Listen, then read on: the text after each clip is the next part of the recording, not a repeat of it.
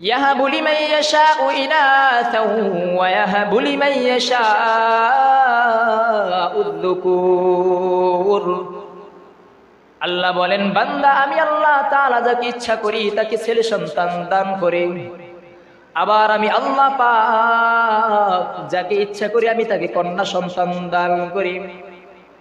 এরে মুসলমান ইমানওয়ালা ভাই, আজকে সমাজের দিকে তাকান। আমার আপনার কন্যা সন্তান হইলে আমরা কত রাগ করি।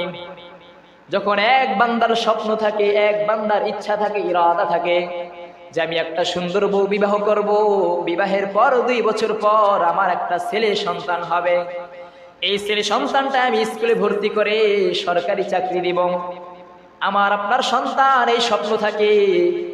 কিন্তু ওই স্ত্রীর গর্ভ থেকে যখন ছেলে সন্তান না হয়ে যদি কন্যা সন্তান হয়, তখন দেখবেন আপনার আমার মতো যুবক বৃদ্ধ বাবাজিরাই দেখবেন আল্লাহর সাথে শিরিক করে।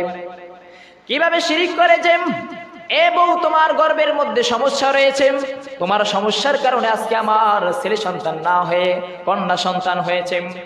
আবার এমন বান্দা দেখবেন যাদের সন্তান হয় না, কবিরাজের কাছে যায়।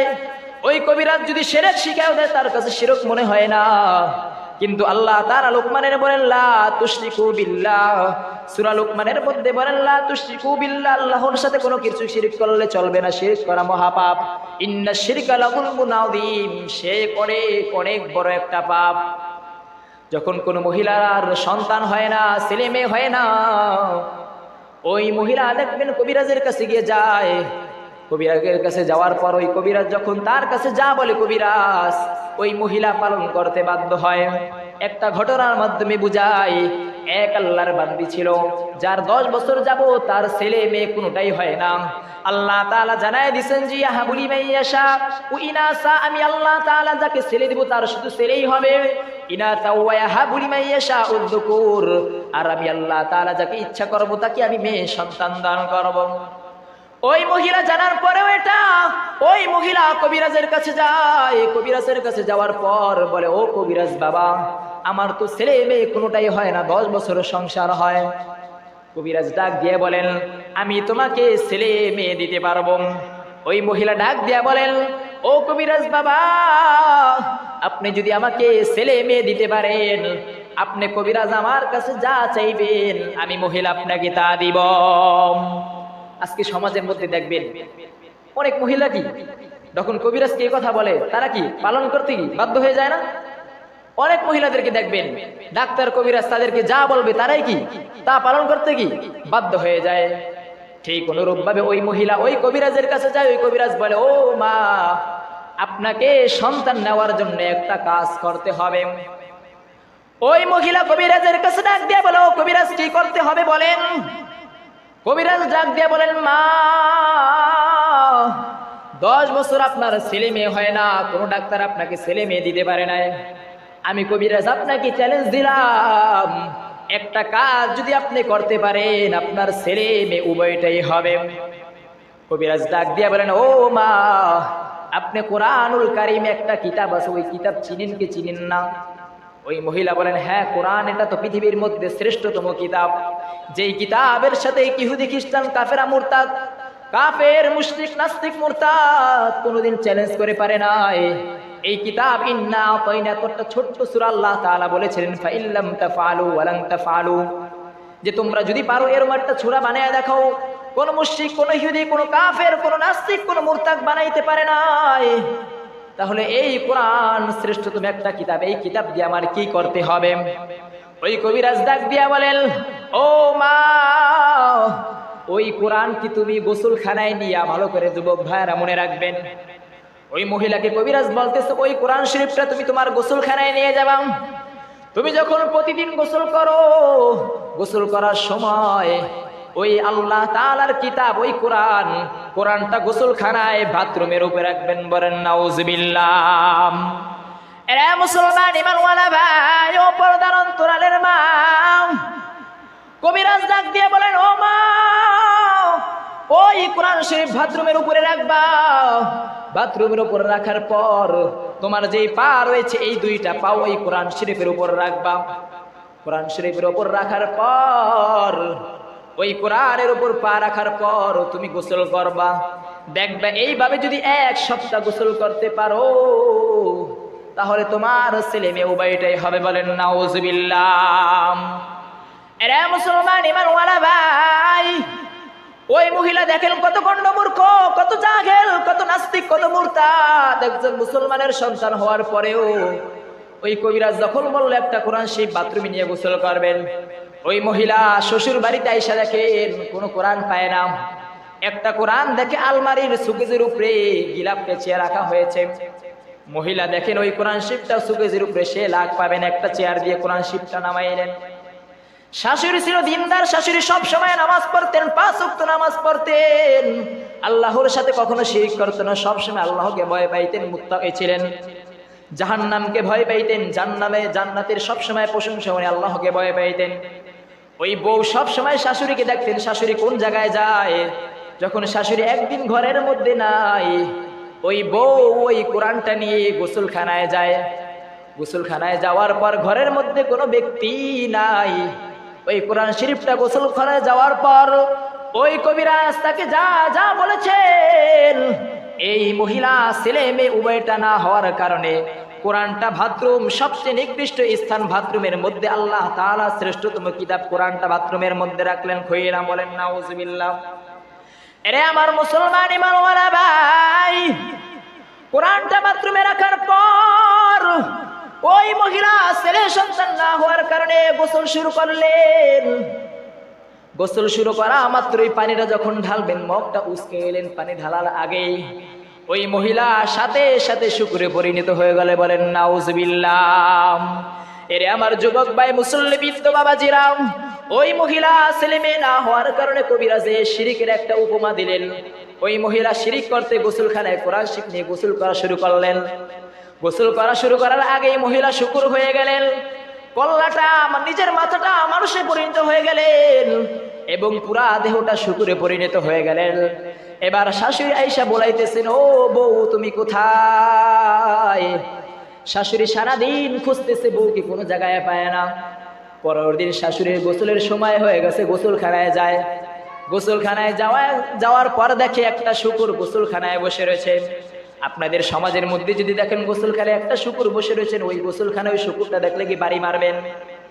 ঠিক শাশুড়ি ওই শুকুর দেখার পর, এমন শুকুর যেখানে অর্ধেক মানুষের কল্লার, অর্ধেক শুকুরের বস্তু, শুকুরের চিহ্ন, ওই শাশুড়ি দেখে ভয় পেয়ে গেলেন এবং দেখেন একটা কোরআন শরীফ বাথরুমের মধ্যে রাখা। ওই শাশুড়ি বুঝতে পারে নাই, শাশুড়ি কোরআন শরীফটা হেফাজত করলেন। হেফাজত করার পর ওই শুকুরের মধ্যে রাখলেন। শাশুড়ি বউকে খুঁজে পায় নাই। খুঁজে না পাওয়ার পর ভাবছেন যে শ্বশুর বাড়ি গেছেন। ওই শাশুড়ি শুকুরটা দেখা মাত্র ওই শুকুরের মধ্যে মুগুর দিয়ে এমন একটা বাড়ি মারলেন, ওই শুকুরটা সাথে সাথে মারা গেছে, বলেন নাউজুবিল্লাহ। এরে মুসলমান ইমানওয়ালা ভাই ও পর্দার অন্তরালের মা বৃদ্ধ বাবাজিরা, শাশুড়ি 2 দিন পর জানতে পারলেন, এক আল্লাহর বান্দা বললেন, আপনার বউ তো অমুক কবিরাজের কাছে গেছেন সন্তান না হওয়ার কারণে। সন্তান না হওয়ার কারণে কবিরাজের কাছে যাওয়ার পর এমন এমন পদ্ধতি দিয়েছেন, গোসলখানায় কোরআন শরীফ পাত তলে রেখে বলেছেন। ওই শাশুড়ি বললেন, ও যুবক, আমি তো বাথরুমে একটা শুকুর দেখেছি, ওই শুকুরটাকে মেরে ফেলেছি। এ মুসলমান ইমানওয়ালা ভাই, আল্লাহর সাথে শিরিক করলে কোনোদিন আল্লাহ তাআলা মাফ করবে না। ওই আল্লাহর বান্দা, ওই আল্লাহর বান্দি কোরআনের সাথে বেয়াদবি করার কারণে আল্লাহ তাআলা তাকে শুকুর বানাইলেন এবং শুকুর বানানোর পর সাথে সাথে তাকে শাশুড়ির হাতে মৃত্যু দান করলেন, বলেন নাউজুবিল্লাহ। এরে মুসলমান ইমানওয়ালা ভাই ও পর্দার অন্তরালের মা, আজকে সমাজের মধ্যে আপনারা তেমন বহুত শিরক করেন। ডাক্তারের কাছে যান সন্তান না হইলে, কোনোদিন 2 রাকাত নামাজ পড়ে কোনোদিন তওবা করেন না যে আল্লাহ আমাকে সন্তান দাও। কোনোদিন কোরআন পড়েন না যে আল্লাহর কাছে দোয়া করবেন যে আল্লাহ আমাকে সন্তান দেন, নেককার সন্তান, সেই দোয়া কোনোদিন করেন না। সন্তান না হইলেই ডাক্তারের কাছে যান, কবিরাজের কাছে যান। এটা তো একটা স্যাম্পল দিলাম। মানুষ কবিরাজের কাছে গিয়ে এমন শিরক করে যেটা ভাবার বাহিরে। মানুষ চিন্তা কিভাবে করে? একটা মানুষকে আল্লাহ তাআলা পৃথিবীর শ্রেষ্ঠতম মানুষ হিসাবে ঘোষণা দিয়েছেন। আল্লাহ বলেন উলাইকা কাল আনআমি বাল হুম আদল, যে সমস্ত মানুষরা এই সমস্ত কাজ করে ওই সমস্ত মানুষরা চতুষ্পদ জানোয়ারের চেয়ে নিকৃষ্ট। এরে মুসলমান ঈমানওয়ালা ভাই, শুধু তাই নয়, আজকে সমাজে যদি কন্যা সন্তান হয় আপনার আমার মাথা নষ্ট হয়ে যায়। ছেলে সন্তান হওয়ার পরিবর্তে যখন কন্যা সন্তান হয় আপনার আমার মাথা পুরা বেরেক হয়ে যায় যে কন্যা সন্তান হয় এই মেয়ে দিয়ে কি করব, আছে কি আছে নাম।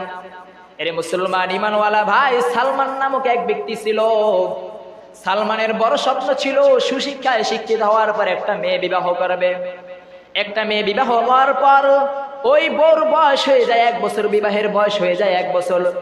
1 বছর হওয়ার পর তিনি সমাজে পুরা সমাজে স্লোগান দেয় আবু আহমদ, আবু আহমদ। আবু আহমদ নাম হইল, আবু আহমদ মানে হলো যে ছেলের বাবা, আহমদের বাবা। সন্তান ভবিষ্যতে হবে তার নাম আহমদ পরিকল্পনা করেন। আজকে আমরা অনেকেই স্বপ্ন, অনেকে ইচ্ছা করি যে আমার একটা সন্তান হইলে আমার সন্তানের নাম রাখবো আব্দুল্লাহ, আমার সন্তানের নাম রাখবো মোহাম্মদ, কিন্তু সন্তান হয় না। ঠিক ওই সালমানের সন্তান হয় না, কিন্তু পুরা এলাকায় ঘোষণা দেয় যে আগামী মাসে আমার এক সন্তান হবে, তার নাম রাখবো আহমদ, আমার নাম হলো আবু আহমদ, মানে আমি আহমদের বাবা। এরে মুসলমান ঈমানওয়ালা ভাই, ওই সালমান তার স্ত্রীর নাম ছিল মাইমুনা। সালমান সমাজে ঘোষণা দেয় আবু আহমদ। ঘটনাক্রমে দেখা যায় গর্ভের যখন সময় হয়ে যায় তার ছেলে না হয়ে মাইমুনা, ছেলে না হয়ে তার কন্যা সন্তান হয়ে যায়। ওই স্বামী স্ত্রীকে এমন জোরে লাথি মারলেন যে আমি পুরা এলাকায় পুরা সমাজে আমি ঘোষণা দিয়ে গেছি আহমদ, আহমদ আমার সন্তান হবে, ছেলে সন্তান। তোর গর্ভের মধ্যে সমস্যা রয়েছে যার কারণে তোর গর্ভে হয়েছে ছেলে। আমাদের সমাজে এমন অনেক অহরহর ঘটনা ঘটে যে ছেলে হওয়ার কথা না হয়ে যখন মেয়ে হয় তখন আমরা স্ত্রীকে মারি। ঠিক সালমান তার স্ত্রীকে মারলেন যখন কন্যা সন্তান হয়। ওই স্ত্রী আল্লাহর কাছে দোয়া করেন। ওই সালমান আবার 2 বছর পর সমাজে ঘোষণা দেয় আহমদ, আবু আহমদ, ও আমার সমাজবাসী, আমার আবার আরেকটা সন্তান হতে যাচ্ছে, তার নাম হবে আহমদ। ঘটনা করে এভাবে স্ত্রীর এবারও দ্বিতীয়বারও তার কন্যা সন্তান হয়। দ্বিতীয়বারও স্ত্রীকে সালমান এমন জোরে প্রহার করেন, গর্ভের মধ্যে লাথি দেয়। ওই মাইমুনা নামক স্ত্রী আল্লাহর কাছে দোয়া করেন, আল্লাহ আমার স্বামীকে আপনি হেদায়েত দেন। ঘটনাটা সংক্ষিপ্ত করে বলতেছি, এইভাবে ওই মাইমুনার থেকে 6টা কন্যা সন্তান হয়। এইভাবে 6 দিনেই ওই সালমান পুরা সমাজের মধ্যে ঘোষণা দেয় আমার ছেলে হবে, মেয়ে হবে না। 6টা মেয়ে সন্তান হয়, 6 দিনে দেখা যায় কন্যা সন্তান হয়, ছেলে সন্তান হয় না। সালমান এবার পুরা এলাকায় মুখ দেখাইতে পারে না, কারণ পুরা এলাকায় ঘোষণা দেয় যে আমার মেয়ে সন্তান, আমার ছেলে সন্তান হবে, মেয়ে সন্তান হবে না। কিন্তু আল্লাহ তাআলার তো নীলা খেলা, ইয়াহাবু লিমান ইয়াশাউ ইনাসা ওয়া ইয়াহাবু লিমান ইয়াশাউ যুকুর। ছেলে সন্তান না হয়ে মেয়ে সন্তান হয়েছে। এইভাবে সালমানের মন খারাপ। একদিন সালমান ঘুমাইতে যায়। ঘুমাইতে যাওয়ার পর দেখা যায় সালমান স্বপ্ন দেখে কিয়ামতের ময়দানে আল্লাহ তাআলা যখন বিচার ঘোষণা করে সবাইকে জান্নাত জাহান্নামে দিতেছে। যে গুনাহ করেছে তাকে জাহান্নাম দিতেছে, যে ভালো কাজ করতেছে তাকে জান্নাতে পাঠাইতেছেন। এইবার কিয়ামতের ময়দানে সালমানের পালা। আল্লাহ তাআলা সালমানকে ডাক দিয়ে বলে, এ গোলাম আয় আয় আয়, তুই দুনিয়ার মধ্যে অনেক বড় পাপ করেছো। তুই তোর বউয়ের গর্ভের মধ্যে লাথি মেরেছো। তোর বউয়ের গর্ভের মধ্যে 6টা আমি আল্লাহ তাআলা কন্যা সন্তান দিয়েছি। 6টা কন্যা সন্তানের পরিবর্তে তোর 6টা ছেলে সন্তান হয়েছে। এইভাবে আল্লাহ তাআলা যখন জাহান্নামে নিতে লাগলেন, জাহান্নামের 7টা দরজা রয়েছে, 7টা স্তর রয়েছে। আল্লাহ তাআলা ফেরেশতাদের মাধ্যমে যখন সালমানকে প্রথম দরজায় নিয়ে গেলেন, প্রথম দরজায় নেওয়ার পর ফেরেশতাদেরকে বললেন, ও ফেরেশতারা আমার, এই সালমানকে জাহান্নামে পাঠায়া দাও। সালমানকে যখন ফেরেশতারা নিতে লাগলেন জাহান্নামের প্রথম গেটে, দুনিয়ার মধ্যে তার যে প্রথম কন্যা সন্তানটা রয়েছে ওই কন্যা সন্তানটা জাহান্নামের গেটের মধ্যে দাঁড়াইলেন। বলেন আল্লাহু আকবার। ওই কন্যা সন্তানটা দাঁড়াইলেন, ফেরেশতাদেরকে ডাক দিয়ে বলেন, ও ফেরেশতারা আমার বাবাকে কোন জায়গায় নিয়ে যাও? আমি দুনিয়ার মধ্যে বসে কোরআন পড়েছি, আমার বাবাকে তোমরা মাফ করে দাও। এই মেয়ে প্রথম গেটে থামায়, যার কারণে প্রথম গেট থেকে ফেরেশতারা সরায় দ্বিতীয় গেটে নিয়ে যায়। দ্বিতীয় গেটে যখন নিয়ে যায় তখন আবার ফেরেশতারা জাহান্নামে পাঠাইতে লাগে। দ্বিতীয় গেটে দেখা যায় তার দুনিয়ার মধ্যে যে 2 নাম্বার কন্যা সন্তান রয়েছে, 2 নাম্বার কন্যা সন্তান দাঁড়ায়। এইভাবে যে তার 6টা সন্তান, 6টা কন্যা সন্তান দুনিয়ার মধ্যে যে জীবিত ছিল, স্বপ্নের মধ্যে সালমান দেখেন এই 6টা সন্তান 6টা জাহান্নামের দরজার মধ্যে দাঁড়ায়। দাঁড়ানোর পর 6টা কন্যা সন্তান এই বাধা দেয় যে ও দয়ার মালিক, আমার বাবাকে আপনি জাহান্নামে পাঠাইতে পারবেন না। বলেন সুবহানাল্লাহ। এরা মুসলমান ইমানওয়ালা ভাই, জাহান্নামের 7টা দরজা রয়েছে, তার তো কন্যা সন্তান হলো 6টা। এবার 6টা দরজাই বন্ধ, 6টা দরজার মধ্যে আল্লাহ তাআলা তাকে প্রবেশ করাইতে পারে নাই। এবার 7 নাম্বার দরজার পালা। জাহান্নামের সবচেয়ে নিকৃষ্ট স্থান 7 নাম্বার দরজার সামনে যখন নিয়ে গেলেন, নিয়ে যাওয়ার পর সালমান দেখেন আগুন আগুন আগুন। স্বপ্নের মধ্যে সালমান চিল্লান শুরু করে, ওই আগুন আগুন আগুন। তার চিল্লান আগুন আগুন চিল্লি করার কারণে পুরা এলাকার মানুষ তার বাড়ির সামনে এসে উপস্থিত হয়ে যায়। সালমান ডাক দিয়ে বলে, মুসলমান, আমি দুনিয়ার মধ্যে 6টা সন্তান হওয়ার কারণে আমার মা আমার গর্ভধারিণী স্ত্রীকে লাথি মেরেছি। আজকে আমি স্বপ্ন দেখলাম আমার 6টা সন্তানই আমাকে জাহান্নামের আযাব থেকে বাঁচাইলেন। এরে মুসলমান ইমানওয়ালা ভাই, আজকে ওই সালমানের 6টা সন্তান হওয়ার কারণে আল্লাহ তাআলা তাকে জাহান্নাম থেকে বাঁচাইলেন। কিন্তু আজকে আমাদের সমাজের মধ্যে দেখেন, কন্যা সন্তান হইলে স্ত্রীকে আমরা উপহার করি, কোনো শুকর আদায় করি না যে এটা কি সন্তান হয়েছে। কিন্তু আমি তো আল্লাহ তাআলার আয়াত বলেছি, হাবুলি মাইয়াশা ও ইনা সাওয়া হাবুলি মাইয়াশা উযকুর। ওই মালিক যাকে ইচ্ছা করেন তাকে ছেলে দান করেন, ওই মালিক যাকে ইচ্ছা করেন তাকে কন্যা সন্তান দান করেন। আমার আপনার ক্ষমতা নেই, ছেলে নেওয়ার ক্ষমতা আমার নাই, মেয়ে দেওয়ার ক্ষমতাও আমার নাই, কিন্তু তারপর আপনারা কেন আল্লাহর সাথে শিরিক করেন? এরা মুসলমান ইমানওয়ালা ভাই, আল্লাহ তো শিরিক মাফ করবে না। আর যদি শিরিক গুনাহ আল্লাহ তাআলা মাফ না করেন, আমার আপনার স্থান কোন স্থানে হবে? জাহান্নামের স্থান হবে। আজকে কন্যা সন্তান হয়, কন্যা সন্তান হওয়ার পরও তো একবার শুকর আদায় করিও না। আবার কন্যা সন্তান হইলেও ভালো স্থানে আমরা কাজে লাগাই না। আজকে কন্যা সন্তান যখন বড় হয়, যখন বড় হওয়ার পর আমরা বিবাহ দিব, বাবা স্বপ্ন দেখে একজন কোটি টাকার সন্তান, যদি কোটি টাকার সম্পদের সন্তান যদি আমার কাছে প্রস্তাব নিয়ে আসে, তার কাছে বিবাহ দেওয়ার জন্য প্রস্তুত হয়ে যায়। কিন্তু একজন নেককার সন্তান, গরিবের সন্তান যখন মেয়ের কাছে প্রস্তাব নিয়ে যায় বাবার কাছে, মেয়ের বিষয় বাবার কাছে প্রস্তাব নিয়ে যায়, ওই বাবা দেখবেন ওই ছেলের প্রস্তাব নিতে রাজি হয় না। কারণ বাবা লোভে লোভে পাপে মৃত্যু একটা কথা আছে, লোভে ওই সন্তানের কাছে বিবাহ দেয়। বিবাহ দেওয়ার পর দেখবেন ওই কন্যা সন্তান দুনিয়ার মধ্যে কোনোদিন শান্তিতে থাকতে পারে না। তার কারণ হইল ওই বাবা লোভ করেছে, লোভ করার কারণে ওই কন্যা সন্তানকে একজন কোটি সম্পদওয়ালা সন্তানের কাছে বিবাহ দেয়। কিন্তু তোমার মতো বাবার তো উচিত ছিল, তোমার একটা মেয়ে আল্লাহ তাআলা দিয়েছেন, এই মেয়ে পেয়ে আল্লাহর কাছে শুকর আদায় করা। শুকর আদায় করার পর যখন মেয়ের বিবাহর বয়স হয়ে যায়, একজন দিনদার নেককার পরেজগার সন্তানের কাছে বিবাহ দেওয়া। কিন্তু আজকে তা না করে আমরা দেখি এমন জায়গায় বিবাহ দেয়, ফেসবুকে দেখা যায় বিবাহ দেওয়ার পর 2 দিন পর বিচ্ছেদ হয়ে যায়, তালাক হয়ে যায়, মেয়ে মারা যায়, মেয়েকে হত্যা করে ফেলে স্বামী।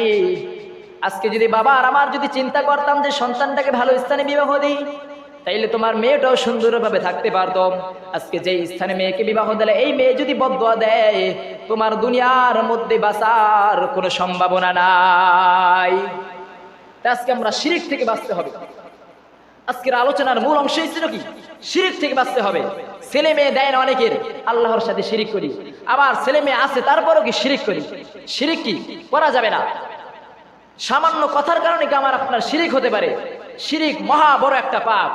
এই শিরিক থেকে সবসময় সাহাবায়ে কেরাম আল্লাহর কাছে আশ্রয় প্রার্থনা করতেন। আর আজকে আমরা সেকেন্ডে মুহূর্তে শিরিক করি। আমাদের মনের মধ্যে কি কোনো ভয়ই নাই? এমনিতে আমাদের ঈমান আছে কিনা তাও কি সন্দেহ। তারপর আবার যদি শিরিক করি, এই শিরিকের মাফ কি আমার আপনার হবে না? আর যদি শিরিক মাফ না হয়, আমি আপনি একবার চিন্তা করেন যে আল্লাহ তাআলা আমাকে আপনাকে মাফ করবে কিনা। যদি মাফ না করে ওই কিয়ামতের ময়দানে আপনি কি জবাব দিবেন? এই নামাজ পড়ে কি লাভ হবে? নামাজ পড়ে কি লাভ যদি শিরিক করে? তাই আমাদেরকে শিরিক থেকে বাঁচতে হবে, বেশি বেশি চুপ থাকতে হবে। চুপ থাকলে কি শিরিকটা কি কম হবে? আপনি এমন কথা বলবেন যেই কথার কারণে আল্লাহর সাথে শিরিক হয়ে যায়। তা আল্লাহ তাআলা আমাদের সবাইকে শিরিক মুক্ত জীবন যাপন করার তৌফিক দান করুন। সকলে বলেন আমিন। ওয়া আখির দাওয়ানা আলহামদুলিল্লাহি রাব্বিল আলামিন। যারা 4 রাকাত সুন্নাত পড়ি না 4 রাকাত সুন্নাত পড়ি।